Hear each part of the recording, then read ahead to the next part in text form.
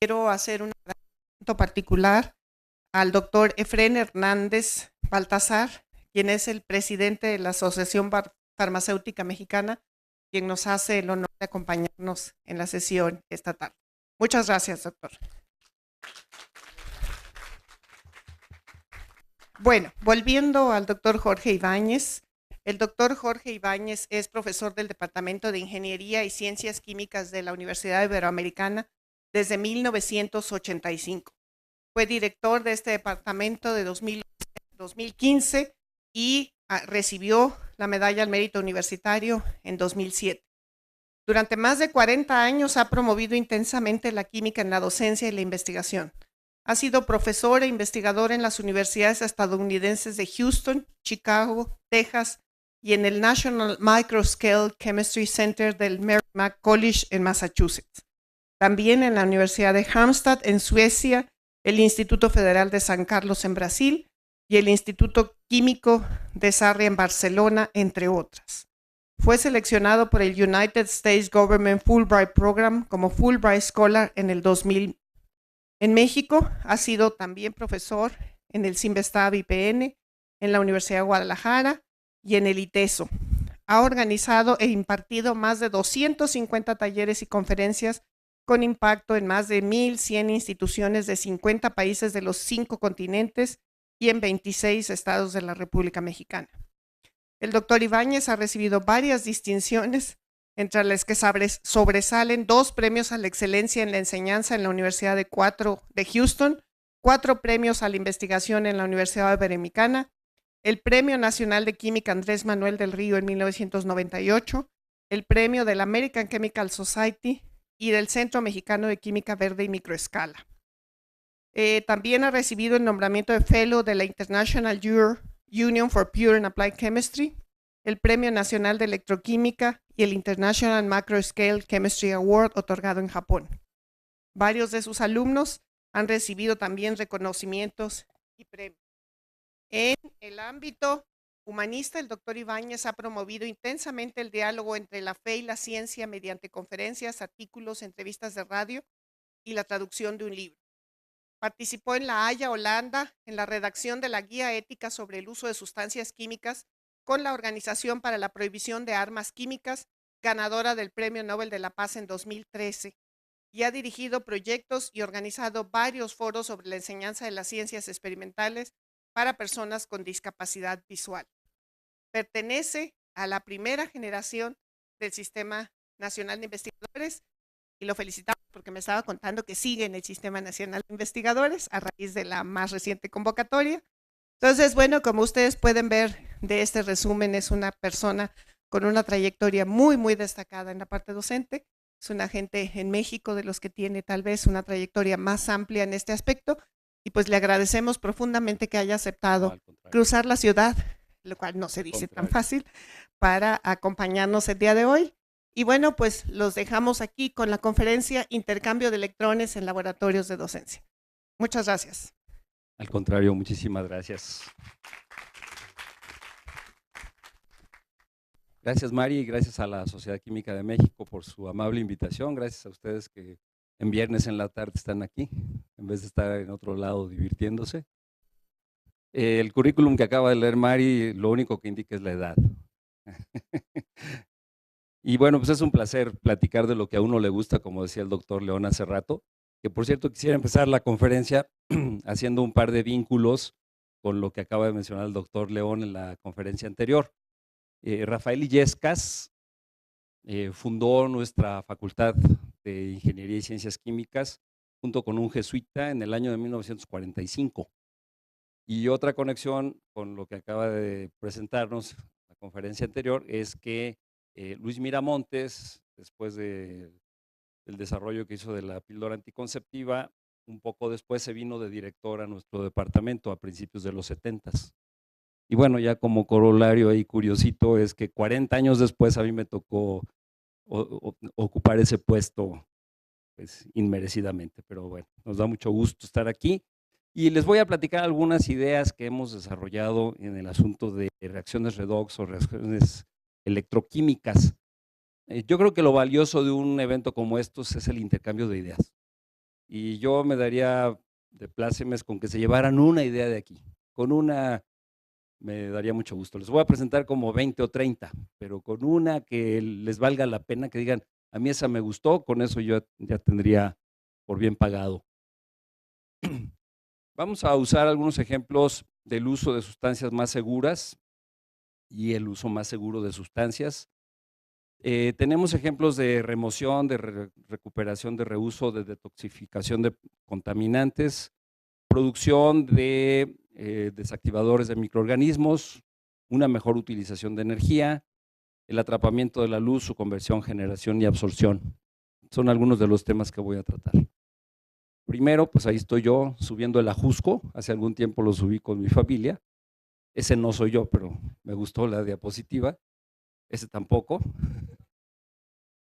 pero más bien este se parece más a mí y así es como acabé, ¿verdad? Estaba yo en la punta del Ajusco y me faltaba oxígeno y ya estaba yo que me desmayaba y se me empezó a ocurrir, dije, ¿por qué no desarrollar un experimento muy sencillo para determinar la concentración de oxígeno en el aire? Si ve uno los equipos comerciales, bueno, me tardaría mucho aquí describiendo cada uno de los que hay para determinar oxígeno o de las determinaciones formales, ya sea electroquímicas o por fosforescencia, luminiscencia, etcétera. Pero yo quería algo más sencillo y bueno, a veces cuando está uno en estados alterados de conciencia, como es estar allá en la punta cansadísimo, se me empezó a ocurrir, yo recordaba que el hierro 2 es estable en medio ácido, tiene un tiempo de vida media como de un par de semanas, pero resulta que en medio básico su velocidad de reacción con el oxígeno es proporcional a la presión parcial del oxígeno, pero también de los OH al cuadrado.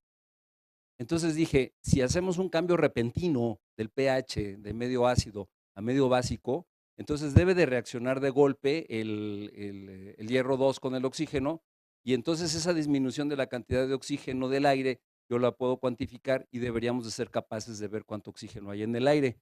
Bueno, pues manos a la obra, lo intentamos con una jeringuita de insulina, en un lado ponemos el sulfato de hierro, en medio ácido, con aire, una cierta cantidad de aire, en el otro lado ponemos sosa y plaf, las mezclamos rápidamente y observamos qué le pasó a la cantidad de aire. Efectivamente la cantidad de aire disminuye. Aquí sí les tengo que confesar que todavía nos falta hacerlo reproducible, pero bueno, por lo menos son indicios promisorios de que anda, digamos, el promedio anda ahí alrededor del 80%, ¿verdad? Es esta barrita. Pero bueno, aquí más que los resultados que todavía no están bien pulidos, me interesa como platicarles la idea y cómo surgió, ¿no? Otra idea también que se nos ocurrió fue, dijimos, bueno, hay nitratos que se tiran por muchas razones, ¿verdad? O que se generan a partir de la oxidación de otras especies y que son contaminantes tóxicos. Por ejemplo, es el síndrome famoso del bebé azul, ¿verdad? La metemoglobinemia, de que el nitrato pues impide el acarreo de oxígeno en la sangre y a los bebés sobre todo les puede afectar cuando hay grandes concentraciones de nitrato. Entonces yo les dije a mis alumnos, a ver, vamos diseñando un experimento para ver cómo reutilizarlos para algo positivo y nos dimos cuenta de que la fotólisis de los nitratos en medio ácido genera NO2, pero más que nada lo que nos importaba era la generación de OHs, a los que el doctor Mario Molina les llama los detergentes de la atmósfera. Y resulta entonces que los OHs pues, pueden oxidar al hierro 2 fácilmente hasta hierro 3. Entonces nos metimos a revisar en función del tiempo, disculpen aquí que se me pasó la mano y las puse muy chiquitas, pero nos metimos a revisar qué le pasaba al hierro 2, ¿verdad? En función del tiempo de irradiación y si iba subiendo. Hicimos una curva de calibración con hierro 3 y qué pena que no se alcanza a ver muy bien, pues la curva de calibración dio muy bien, pero resulta que para pasar de hierro 2 a hierro 3, pues necesitas 0.77 volts. Y bueno, pues eso no es la gran cosa, hombre, teniendo aquí a un cañón transcontinental, no vamos a utilizarlo como pistola de calibre 22. Entonces dijimos, bueno, ¿por qué no ponemos alguna especie que requiera un potencial mucho más alto? Y entonces le estuvimos dando vueltas y dimos con el cobalto 2, cobalto 3, que anda alrededor de 1.9 volts, mientras que el radical OH para agua es como 2.8, los nitratos andan por aquí en medio, y resulta entonces que si ponemos nosotros los nitratos con el cobalto 2 y con ACAC, ¿verdad?, con acetilacetonato, sí se nos llega a formar el complejo, que a diferencia de las sales de cobalto 2 que son rosas, este es verde. Entonces lo irradiamos y el hecho de que sí nos dio verde en la parte superior de la solución nos indica de que sí pudimos hacer una oxidación mediante los radicales nitrato generados a partir de la fotólisis del nitrato. Como les digo, algunos de estos experimentos no están completamente terminados, pero de veras lo que más me interesa es como compartir las ideas, cómo se nos fueron ocurriendo y qué es lo que hemos hecho, ¿no?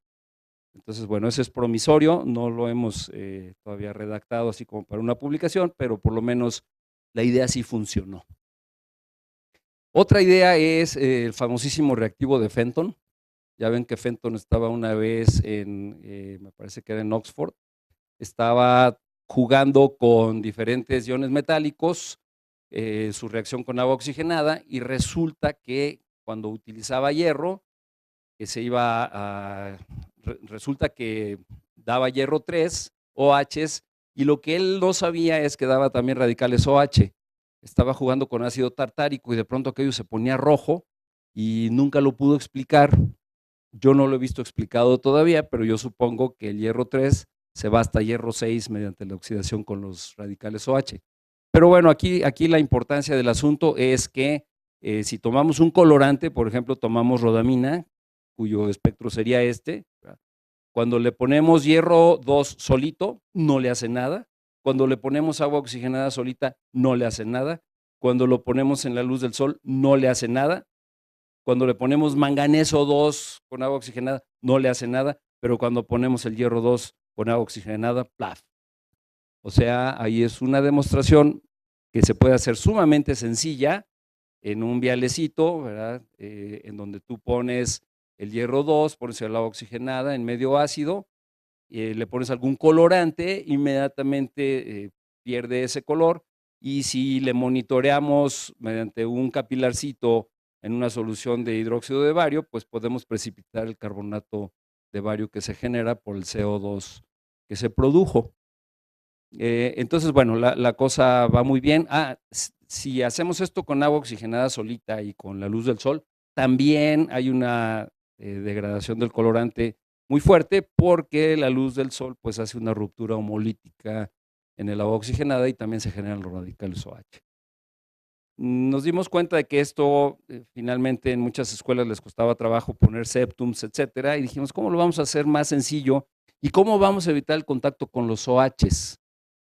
Bueno, los OHs, el contacto a mí no me da mucho miedo, francamente, porque tienen un tiempo de vida media de milisegundos, pero para evitar cualquier posible incidencia contra el cuerpo humano, pues lo que se nos ocurrió fue enviarlo a jeringas. Entonces, estamos trabajando en desarrollar este experimento mediante jeringas. Tenemos aquí el sulfato de hierro, le inyectamos el agua oxigenada, se mezclan y el CO2 lo burbujeamos por acá.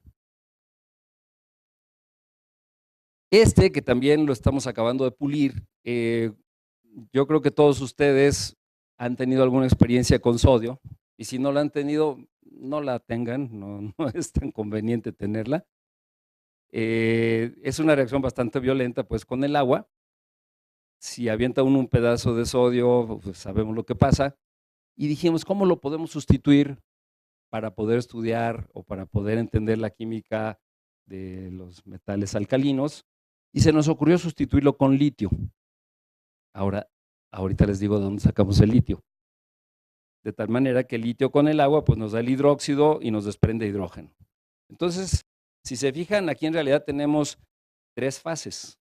Tenemos el gas, tenemos el líquido, el medio acuoso, y tenemos un sólido.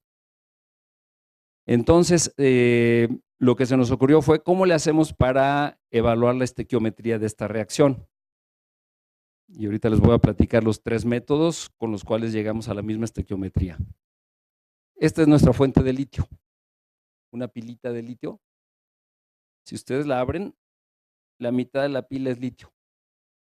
Ahora, esto hay que hacerlo rápido, porque si no se empieza a oxidar con el oxígeno del aire. Pero si ustedes la abren y la utilizan, es un litio de muy buena calidad. Lo que hemos encontrado es que es arriba del 99%, una cosa así. Y con eso se pueden hacer los experimentos que haríamos de otra manera con sodio. Entonces, una vez abierta la pilita, bueno, este experimento me tocó hacerlo en Addis Abeba y bueno, los profesores de allá no la creían de cómo si colocas la pila boca abajo en una probeta y le pones agua con fenolftaleína, pues empieza a producir el hidróxido correspondiente, ¿verdad? Pero bueno, esa es la parte cualitativa, es la parte muy bonita y se ve la pila empieza a levantarse rítmicamente porque está desprendiendo hidrógeno, entonces se ve plup, plup, plup, como si fuera una rana, ¿verdad? Y le llamamos the croaking, o sea, la rana croante de litio. Dijimos, vamos a hacerlo más cuantitativo y entonces lo que hacemos es que titulamos la solución de hidróxido producida con este dispositivo que desarrollamos junto con Alex Baeza de la Facultad de Química de la UNAM y literal le ha dado la vuelta al mundo y se conoce como The Mexican Microscale Titration System, ¿verdad? El sistema mexicano de titulación. Es una jeringuita de insulina con una válvula de 3 vías, esas que se utilizan para la venoclisis, que cuestan 30 o 40 pesos.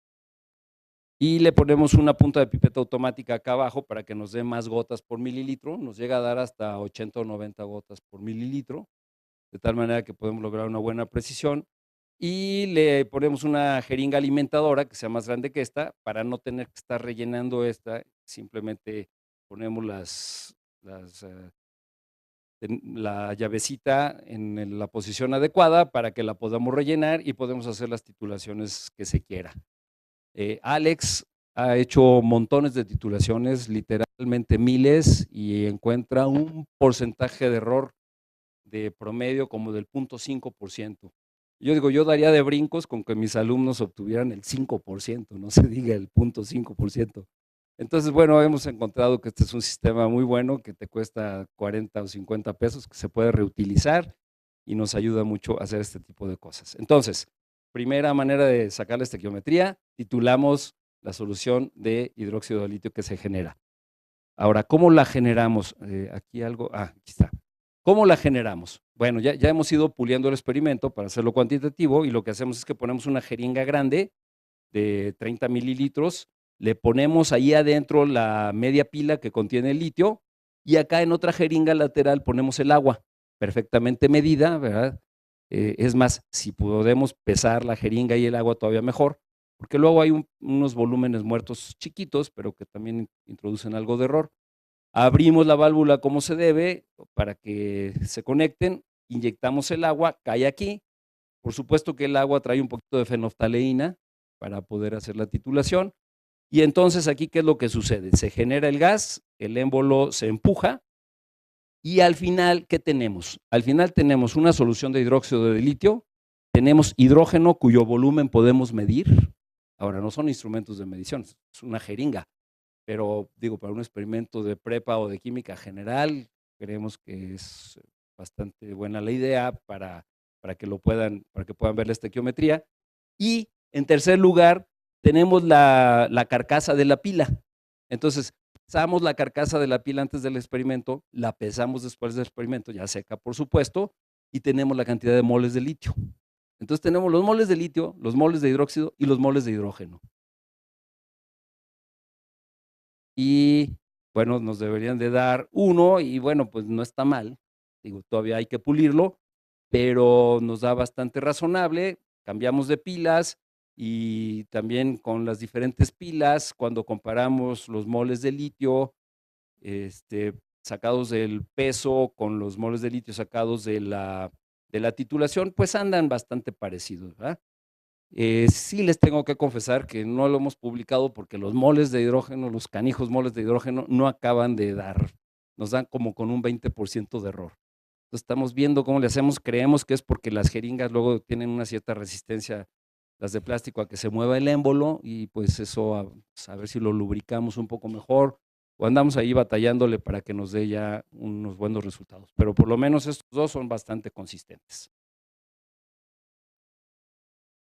Bueno, ahora algunos experimentos electroquímicos. Vamos a platicar de alguna remoción de contaminantes. Bueno, esto ya lo dije en realidad.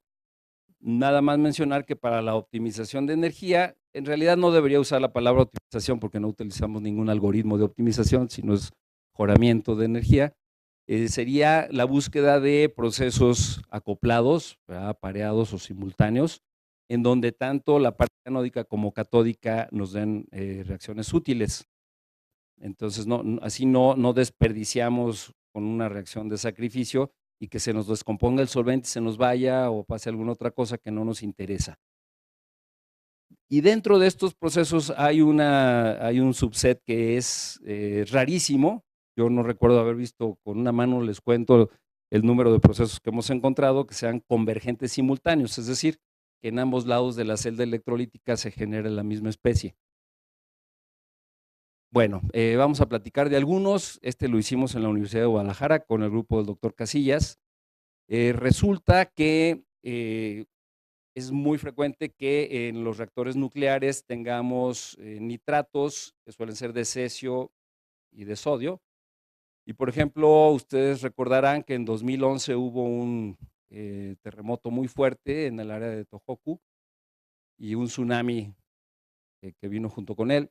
Y la central nuclear ahí de Fukushima soltó diferentes isótopos radioactivos del cesio. Entonces, lo que hicimos con el grupo de Guadalajara, bueno, aquí vemos cómo sí llegó hasta las costas de nuestro continente. Y entonces resulta que los hexacianoferratos, ¿verdad?, de hierro o de níquel, son capaces de intercambiar sodio, bueno, de intercambiar en general iones de metales alcalinos, y resulta que tienen diferente afinidad. Entonces tienen mucho más afinidad por el cesio que por el litio. Entonces lo que se nos ocurrió, bueno, resulta que son electrocrómicos, lo cual hace más bonito el experimento, y lo que se nos ocurrió fue lo siguiente: dijimos, bueno, vamos poniendo una solución de puro nitrato de cesio, no radioactivo, tampoco hay que exponer a los estudiantes ni a uno mismo, pero hicimos aquí una solución de nitrato de cesio, una solución de nitrato de sodio y una solución que contenía los dos. Entonces le hicimos un voltamperograma a cada una y resulta que la de ahí no se alcanza a ver aquí. Ah, sí están en azul. Sí, la de azul es la del cesio, la del rojo es la del sodio y la verde es la de la mezcla. Y si se dan cuenta, la de la mezcla actúa como la de cesio, o sea, el pico que nos da es el mismo que la del cesio. ¿Qué quiere decir? Pues que fue preferencial la reacción con el sodio, perdón, con el cesio que con el sodio. Entonces, puede remover selectivamente cesio. Este también lo tenemos que pulir, pero lo que me interesa ahorita es compartir con ustedes las ideas. A ver si no me las ganan. Sí. Bueno, ahora me regreso, vamos a generar desactivadores de microorganismos.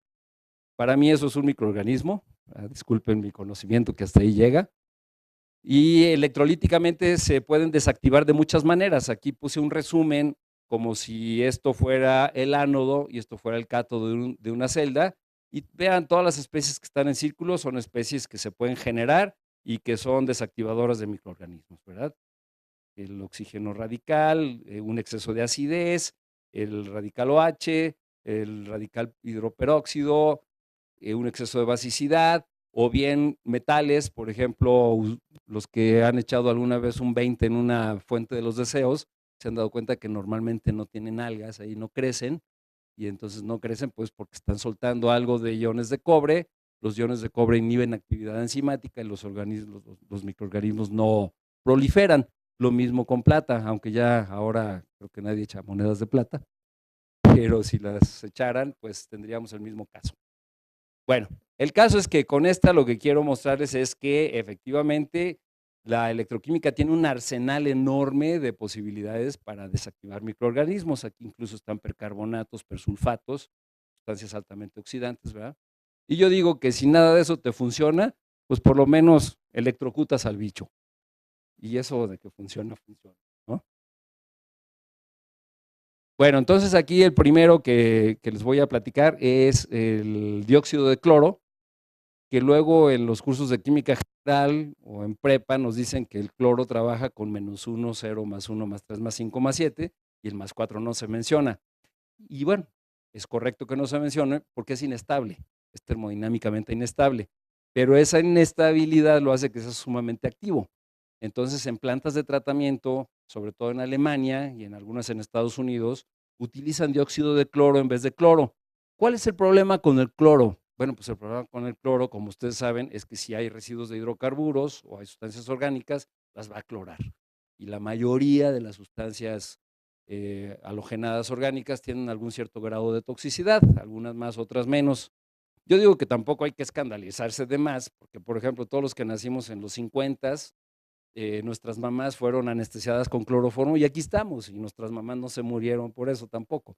Pero bueno, asumiendo que la mayoría de los orgánicos clorados tienen algún grado de toxicidad, es mejor buscar alternativas, y una de ellas es el dióxido de cloro. ¿Cómo se produce el cloro más 4? Bueno, pues por reducción de cloro más 5 o por oxidación de cloro más 3.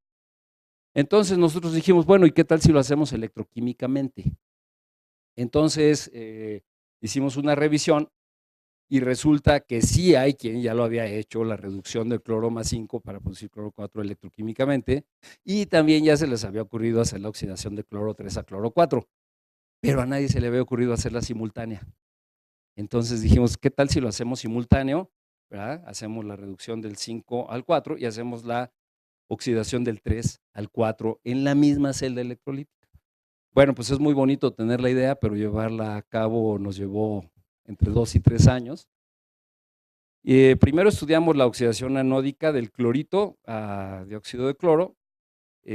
Nosotros lo que hicimos fue que eran muy caras las celditas de espectroelectroquímica y decidimos hacer nuestra propia celda. Agarramos una celdita común de espectrofotómetro, le metimos una mallita de platino y ya está ahí nuestra celda espectroelectroquímica, ¿no? Le metemos algún contraelectrodo, el platino lo hacemos del otro electrodo, le metemos un electrodito de referencia y ya está. Tienes tu celda, que además es tu reactor, y ahí haces tu análisis mediante un espectrofotómetro de UV visible. Entonces lo que observamos fue que la producción de dióxido de cloro, que absorbe como a 360, iba en aumento, ¿verdad?, conforme pasaba el tiempo, y el consumo del clorito iba decreciendo. Como aquí no se veía muy bien, bueno, pues lo expandimos un poquito y se ve claramente que sí es el caso. Y resulta que es una simple oxidación de un electrón. Pero todo es muy fácil verlo en el papel, pero a la hora ya de meterle los cocolazos ya no está tan fácil. Y entonces, a la hora que ve uno el diagrama de Purvé, que por cierto este es el original de Purvé, para reducir al clorato, a cloro, solamente en este cachito es posible. Entonces, fíjense la acidez que se requieren pHs abajo de 0 y potenciales bastante respetables. Bueno, pues manos a la obra, vamos a tratar de hacerlo. Primero vimos que si pudiéramos hacer esa reducción, encontramos en dónde, fuimos variando potenciales para ver dónde nos producía más. Llegamos a un mecanismo autocatalítico que no viene al caso ahorita discutir, pero simplemente decirles si logramos entonces dominar la reducción del clorato, y entonces ya estábamos listos con los potenciales necesarios para hacerlo simultáneo. Entonces esta celita pues ya se puede utilizar fácilmente en un laboratorio de enseñanza, porque lo único que requerimos es una fuente de poder, que puede ser una fuente muy sencilla y muy económica, un multímetro para estar monitoreando los potenciales, y ponemos en ambos lados una barrita de grafito. Por ahí le metemos un electrodo de referencia, nada más para saber que estamos en los potenciales adecuados, y como dice Nacho, voilà, se produce el dióxido de cloro en ambos lados. Otro experimento que nos interesó mucho desarrollar fue el siguiente. Si tenemos una corriente de gases con algún contaminante, y vaya que si todos conocemos al sulfuro de hidrógeno o ácido sulfídrico, por lo menos por el olor lo reconocemos. Si traemos una corriente de gases que traiga este gas, la podemos pasar por un absorbedor en donde metamos un oxidante que oxide, ¿verdad?, que oxide al sulfuro, ¿verdad?, de -2 a 0, con lo cual generamos azufre coloidal que lo podemos filtrar y obtenerlo de una manera bastante pura, y a lo que resulta de la oxidación, que por cierto usamos el ion triyoduro, a lo que resulta de esa oxidación, que son iones yoduro, los mandamos a una celda electrolítica en donde en el ánodo volvemos a oxidar al yoduro, a triyoduro, y lo volvemos a mandar para acá y así nos la pasamos. Y en el cátodo se produce hidrógeno. Y aquellos de ustedes que todavía estén despiertos a esta hora se darán cuenta de qué es lo que estamos haciendo en resumen. En resumen, estamos rompiendo un contaminante en sus elementos, además en estado de alta pureza. Bueno, ¿por qué nos gustó mucho este experimento? Bueno, pues todos conocemos el color del triyoduro, que es el mismo que el color del yodo esencialmente. Todos hemos visto el azufre coloidal y, bueno, el burbujeo de hidrógeno, que también es obvio. Entonces lo hicimos de tal manera que burbujeábamos el H2S en la solución con yoduro y pasaba de este color a este color. Ajá. Y luego, una vez hecha la electrólisis, filtrábamos y volvíamos a electrolizar y regenerábamos el triyoduro. Desafortunadamente, lo primero que se nos ocurrió fue hacerlo así y pues teníamos que hacerlo en la campana, que si no ya se imaginarán el olor. Pero bueno, al cabo de los años fuimos dándole vueltas de cómo sacarle la vuelta al asunto, y entonces lo que se nos ocurrió fue hacer un sistema de jeringas. De tal manera que aquí lo que hacemos es que aquí ponemos ácido clorhídrico, aquí ponemos la pirita, generamos el H2S, lo mandamos a una jeringa, lo burbujeamos en la solución del triyoduro, y ustedes lo pueden observar aquí, cómo va habiendo un cambio de color, y acá ya se ve más declaradamente. Entonces el azufre coloidal lo pasamos por un filtrito de esos de pirinola y lo mandamos a otra jeringa que habilitamos como celda electrolítica. Le inyectamos las dos agujas, se las encajamos las dos agujas, las tapamos con plastilina y esas son nuestros dos electrodos con una pilita de 9 volts. Entonces aquí regeneramos el triyoduro y lo vamos a enviar aquí a almacenamiento y luego lo mandamos para acá para que vuelva a reaccionar. Entonces, bueno, esa es la manera que quería compartirles de cómo le sacamos la vuelta al problema de no tener un sistema abierto. Que también me da mucho gusto compartirles, todos hemos visto la luminiscencia del luminol, es una luminiscencia azul que es bellísima, es unaftalohidracida y resulta que luminece cuando se oxida, se va a un estado excitado, genera un endoperóxido y ese es el que emite la luz azul. Entonces, lo que observamos es que efectivamente anódicamente se puede realizar esta oxidación, esa es muy conocida ya en la literatura, nosotros lo hicimos en medio básico y sí nos da un pico y emite luz, pero ¿cómo lo haces catódicamente? O sea, necesitas acceder a un estado excitado, oxidado, ¿y cómo lo haces catódicamente?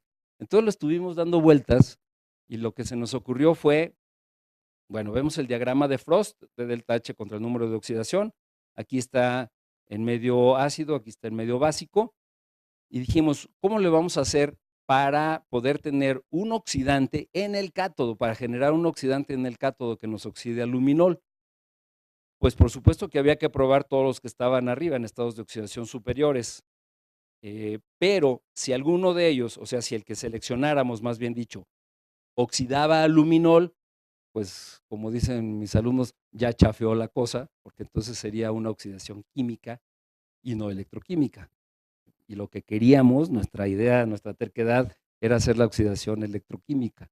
Entonces, ¿cómo le hacemos? Bueno, pues resulta que tuvimos, aquí también necesita uno suerte, ¿eh? Además de la intuición, de la paciencia y de todo, necesita suerte. Aquí la suerte que tuvimos fue que el clorito, que fue el primero que probamos, tiene una barrera cinética para la reacción. Bueno, se me olvidó decirles que el hipoclorito efectivamente es conocido que oxida luminol y te produce la luminiscencia. Entonces teníamos que irnos a estados de oxidación superior para llegar hasta el hipoclorito y que el hipoclorito oxidara, pero que estos no oxidaran. Bueno, tuvimos la gran suerte de que el primeritito que probamos, que fue el clorito, no oxida el luminol. Tiene alguna barrera cinética y entonces ya la hicimos. Ya la hicimos porque reducimos al clorito, a hipoclorito, el hipoclorito oxida el luminol en la solución y ya tenemos en el ánodo y en el cátodo la oxidación del luminol. Esto es lo clásico de la termodinámica contra la cinética, ¿verdad? Porque la termodinámica pues te dice que sí debería de oxidarlo, pero tiene alguna barrera cinética que no ayuda y entonces la hace lenta la reacción. Bueno, entonces ya vimos en qué potencial lográbamos esa reducción y con un par de barritas de grafito y con un tubito en U, que por cierto, si no tienes uno a mano, pues te vas al restaurante y tomas un popote de esos transparentes que tienen fuelle, lo doblas, lo cortas y ya tienes tu tubito en U transparente, perfectamente útil. Y con una pilita de 9 volts pudimos lograr la luminiscencia tanto anódica como catódica. Y así es como se ve. Otra vez, aquellos de ustedes que todavía estén despiertos, ya cacharon que aquí es una luminiscencia muy localizada y aquí es una luminiscencia difusa. Entonces, esto le metimos una fibrita óptica, lo capturamos con un espectrofotometrito de estos de Ocean Optics que pueden capturar la intensidad de luz y resulta pues que ambos son la luminiscencia del luminol. Uno es mucho más grande y mucho más bien localizado, no tiene movimientos de inhomogeneidades, mientras que el otro es mucho más chico, si se fijan las escalas, ¿verdad? Y además tiene todos esos piquitos, pues simple y sencillamente porque uno de ellos es sobre el electrodo y el otro es en la solución. Puede uno conseguir efectos muy bonitos si ponemos, esta es una navaja de rasurar, no navaja, sino una hoja de rasurar de una máquina eléctrica que están recubiertas con platino algunas de ellas y bueno, pues se ve muy bonito. Nos metimos a revisar cuál era el mecanismo que creíamos que sucedía y bueno, ahí les dejo para que se diviertan hasta que llega la luminiscencia a través del endoperóxido. Y catódicamente lo que hacemos es entonces que generamos el hipoclorito y luego se va por el mismo camino que la luminiscencia anódica. Bueno, a los chinos les gustó nuestro experimento y nos hicieron favor de publicarlo en la portada de su journal en marzo del 2013 o en abril. ¿Cómo andamos? 4:30 dijimos, Mari. O sea que me quedan 10 minutos y como 10 experimentos por platicar. Pero bueno, hasta donde lleguemos, pues aquí la idea es compartir ideas, ¿no? La toxicidad de los hidrocarburos aromáticos halogenados, ya lo mencionamos hace rato. Resulta que el benceno pues tiene su grado de toxicidad, pero el clorobenceno más, el diclorobenceno más y el hexaclorobenceno más. ¿Ok? Entonces una estrategia para quitarle toxicidad pues es quitarle los cloros. Entonces electroquímicamente lo podemos hacer ya sea oxidando o reduciendo. Entonces hicimos un experimentito con una celdita tipo H en donde ponemos un papelito para detectar si producimos cloro, ponemos un hidrocarburo halogenado, lo oxidamos y resulta que el cloro, aquí en el papelito muestra, pues no es otra cosa más que un papelito de yoduro con almidón, de tal manera que cuando el cloro lo oxida se produce yodo, el yodo con el almidón nos da el complejo azul que todos conocemos y evidencia pues la oxidación.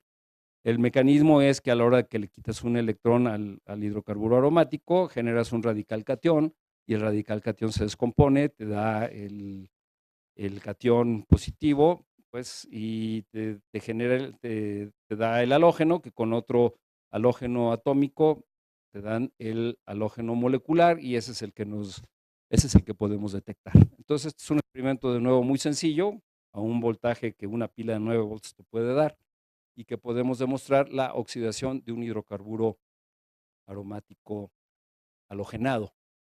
La reducción es un poquito más complicada. La reducción nos produce también el radical, pero ahora radical anión, y finalmente nos regresa al aromático original. Con el grupo de la Universidad de Guanajuato, de Silvia Gutiérrez y Alejandro Alatorre, estuvimos trabajando con el hexaclorobenceno, y bueno, encontramos que efectivamente se va desclorando, y a la hora que lo metemos en el potenciostato, pues podemos observar muy bonitos los picos de descloración. ¿Qué estamos tratando de hacer ahora? Bueno, pues hacerlo que se pueda llevar a cabo en cualquier lugar con un equipo sencillísimo, con una fuentecita de poder, y lo que estamos utilizando es ácido cloroacético.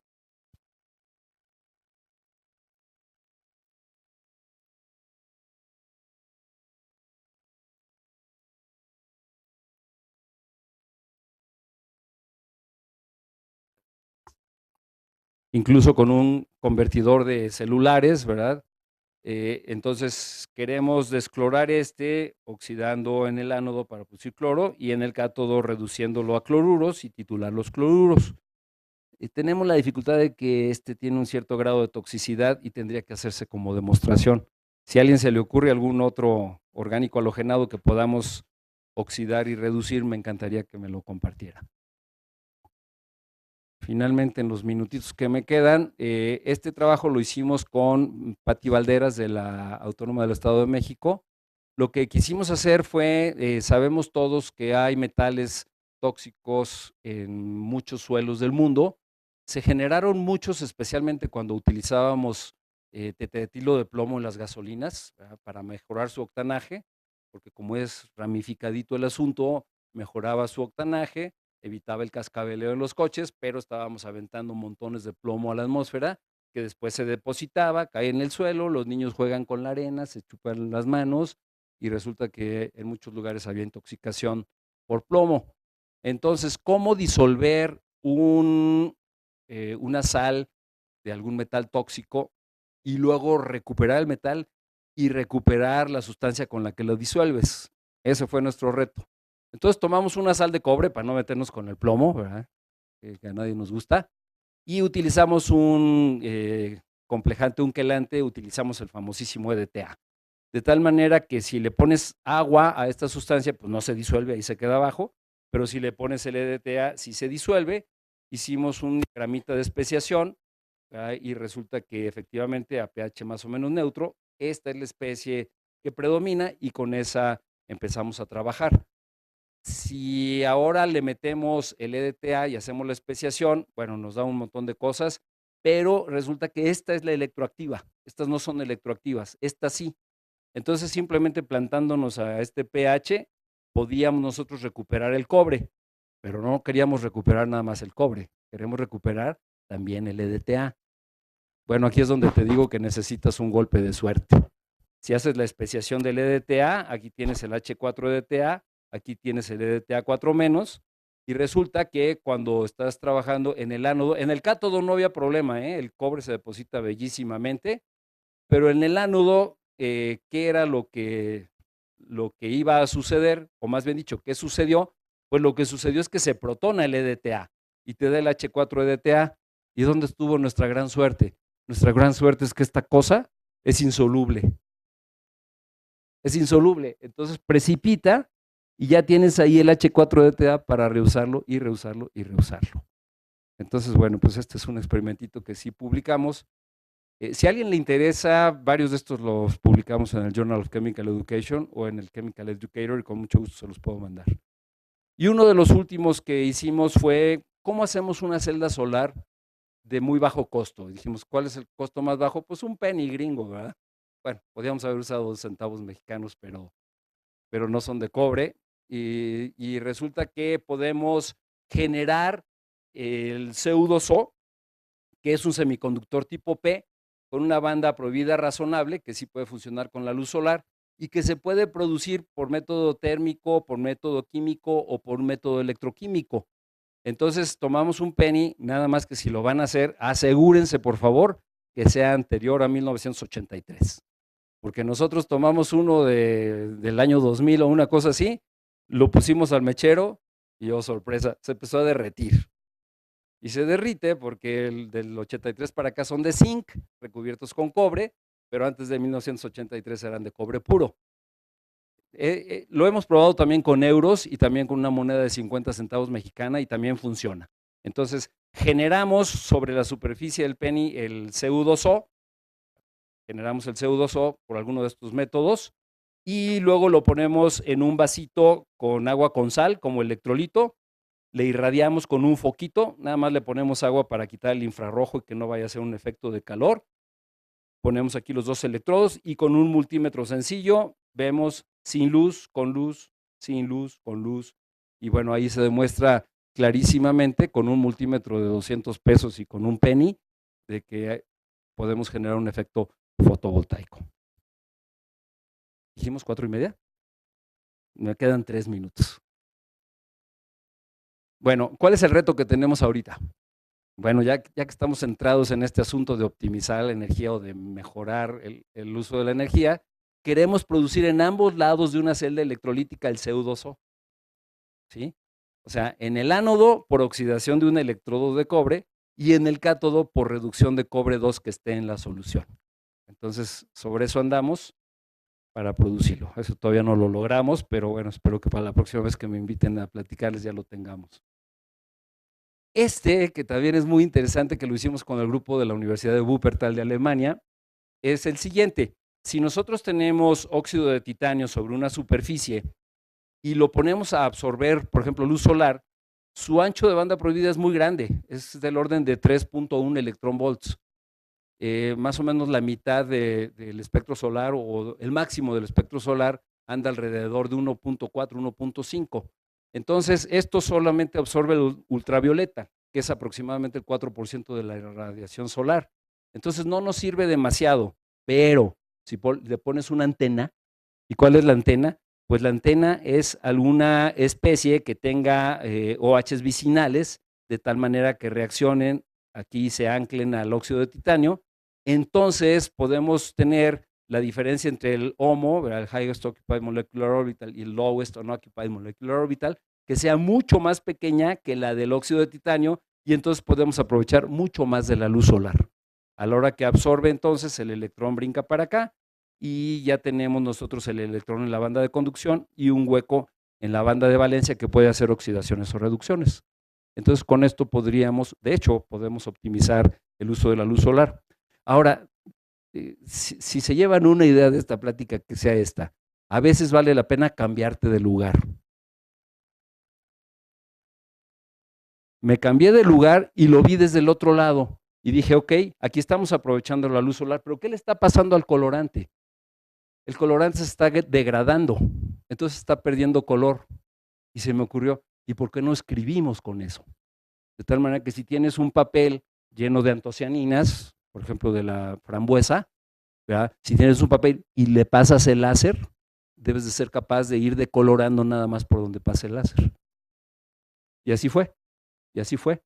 Aquí le pusimos el láser y resulta que con láser verde nos da este puntito, con rojo nos da menos intenso porque pues el rojo tiene una energía mucho menor, y entonces metimos una plantilla y éramos capaces de las áreas sombreadas, distinguirlas perfectamente de las áreas iluminadas, y entonces a eso le llamamos una escritura fotocatalítica.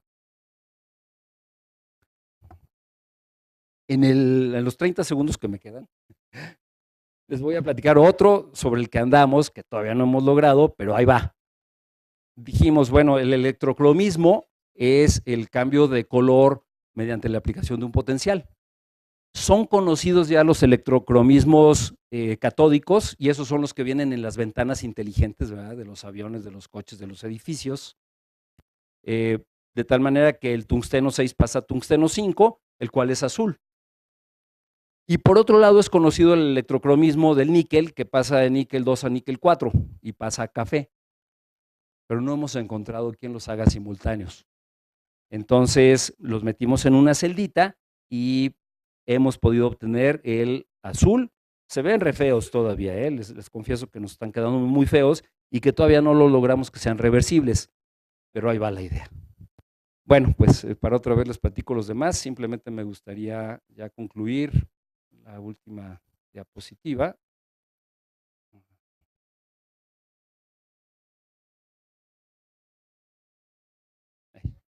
Esta de aquí. Bueno, nada más decirles pues que muchas de estas cosas nos ha interesado que lleguen a la mayor cantidad de gente posible y hemos generado pues una producción editorial que nos ha llevado sábados y domingos hasta medianoche trabajando, pero bueno, ahí tenemos una serie de libros, 12 libros que hemos elaborado y este lo pongo a su disposición, este lo acabamos de publicar en la Ibero, que es una traducción de estos dos que nos publicó Springer. Y también ya cerrar con un comentario, hemos trabajado en enseñanza de la química experimental para personas con discapacidad visual y tenemos un libro también ya en braille que está disponible. Bueno, pues les agradezco mucho su atención.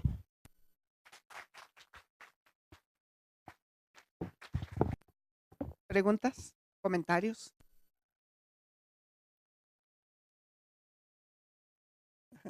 ¿O es que están todos dormidos? No, para nada. Lo que me resulta claro es que vamos a tener que invitarte nuevamente porque nos quedamos picados para Con mucho el gusto. resto. Sí, con mucho gusto lo hacemos. Pues muchas felicidades, doctor. Pero yo sí, en las pláticas de la mañana comentaron que la química hay que hacerla, ¿no?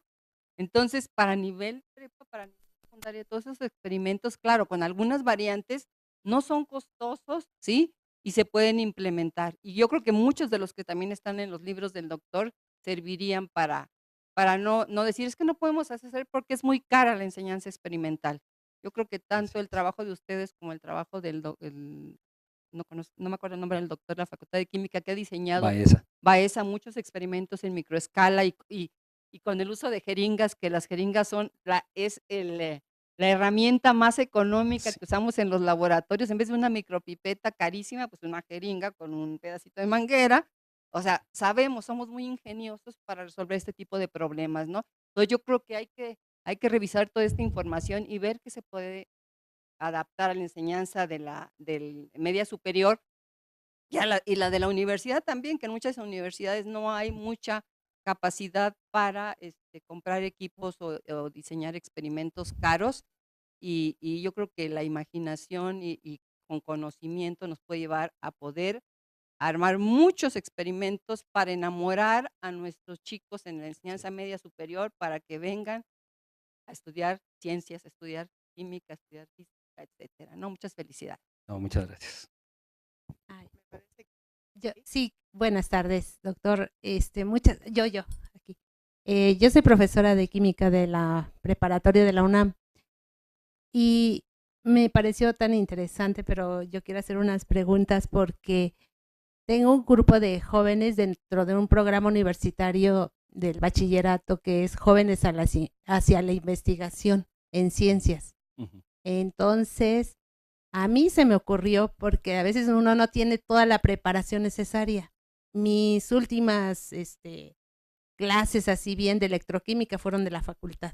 Y es mucho más importante el entusiasmo, ¿eh? Sí, y por cierto con el maestro que no está aquí, Alberto Rojas, que fue mi maestro de electroquímica, pero ahora con ellos que tenía yo que hacer un proyecto y pensando qué podía hacer y no sabía y dije, bueno, del color y la química, dije, ¿y por qué no hago que los pongo a hacer un pigmento que lo produzcan? Le confieso que fue así como a ciegas, pero me he sorprendido con lo que yo he descubierto.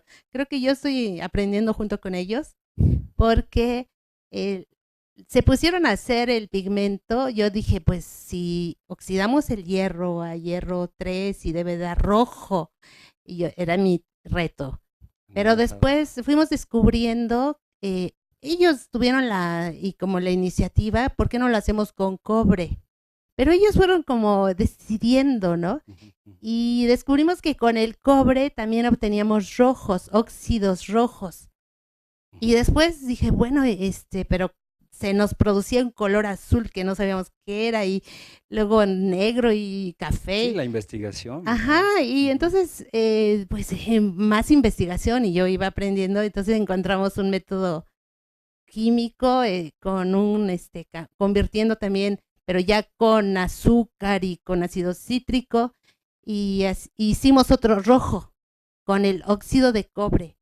Entonces, yo le quiero preguntar, ¿dónde me puedo informar mejor sobre estas reacciones para poder, así como lo que usted dice, o sea, que en el cátodo y el ánodo, que se me pueda producir más producto?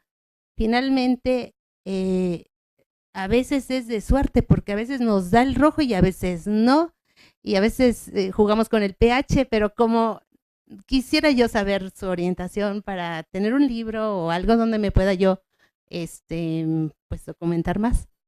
Pues muchas gracias por la pregunta y el comentario. Yo te voy a decir lo que yo hago. Sí. Lo que yo hago es que me meto de plano a Google. Ajá. Y digo, a ver, yo quiero oxidación, reducción simultánea del luminol. Y me manda artículos de investigación y les voy extrayendo las ideas y digo, esto sí lo puedo hacer en el laboratorio, esto no, sí, esto está muy complejo, y así voy armando mis propios experimentos. Pero hay que leer mucho. Eso sí es muy importante, leer mucho para documentarse, para ir simplificando las condiciones. Y bueno, también a veces un poco de suerte también ayuda. Exacto, pero me entusiasma mucho su ponencia, porque como que me sentí más motivada y digo, pues no ando tan perdida. Qué bueno, pues muchas gracias. Muchas gracias. No, al contrario. Por allá.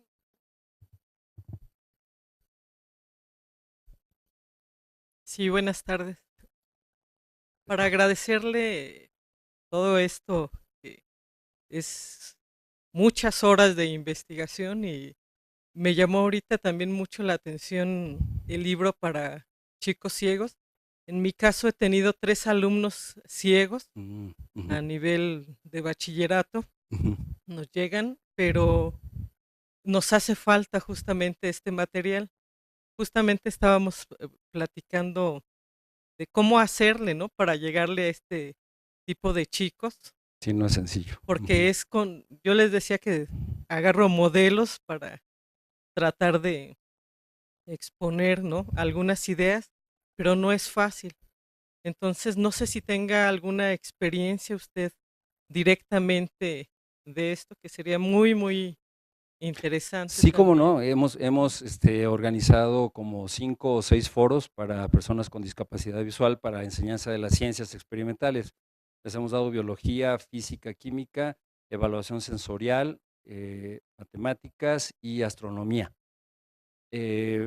Y bueno, lo que podemos hacer es que si me das tus datos, con mucho gusto cuando vayamos a tener otro taller, podemos invitarlos para que vengan a beneficiarse de eso.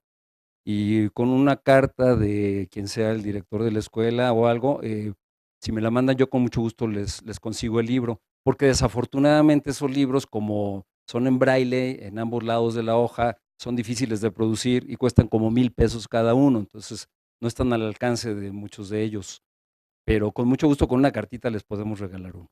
Le agradezco. No, al contrario. ¿Alguna otra pregunta?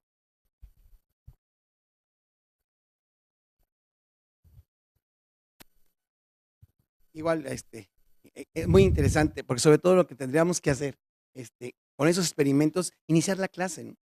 Sí. O sea, yo creo que es una de las cosas que se nos ha olvidado, ¿no? O sea, y lástima que hace ratito no pude hablar comentar con lo del doctor León, ¿no? También, ¿no? O sea, viendo cómo evolucionó un concepto, te das cuenta cuál fue el orden de pensamiento para llegar y entender que lo que hacemos en ciencia es modelo, ¿sí? Es muy importante, ¿no? Y esto igual, o sea, cuando hablaba de cómo se enseñaba la química en Francia, era con un laboratorio y había un experimento inicial. Yo todavía bueno, a mí me dio todavía un alumno de Charlot, que es de las grandes personas, y la clase empezaba con un experimento, ¿sí? Y con un experimento ahí comenzabas a explicar, ¿no? Y a dar la teoría. Yo creo que yo muchas veces decía eso de microescala, guácala, ¿no? Y se lo había dicho a él siempre, ¿sí? Exactamente, porque estás desvirtuando al alumno. No, porque eso se puede hacer como una experiencia de cátedra, ¿no? Colores, cosas, y de ahí comenzar. Un volumen más grande, ¿sí? Claro. Entonces, lo que podríamos hacer, fíjense, es con la colaboración tuya y con varios que tienen experiencia, es como comenzar a hacer talleres iniciales, ¿sí? Para ver qué experimentito podrías hacer, por ejemplo, para motivar, enseñar el pH, ¿no? O sea, enseñar a regar más de puro. ¿Por qué no hacemos un taller de eso, chavos? ¿Sí? Bueno, somos muchos chavos que estamos aquí, ¿verdad? Sí. ¿Cómo no? Encantado, encantado. Pues muchas gracias, ¿eh? Bueno, yo les pido que le demos las gracias al doctor Ibáñez Muchas por su gracias. excelente plática. Reconocimiento y creo que cualquiera. Por nada.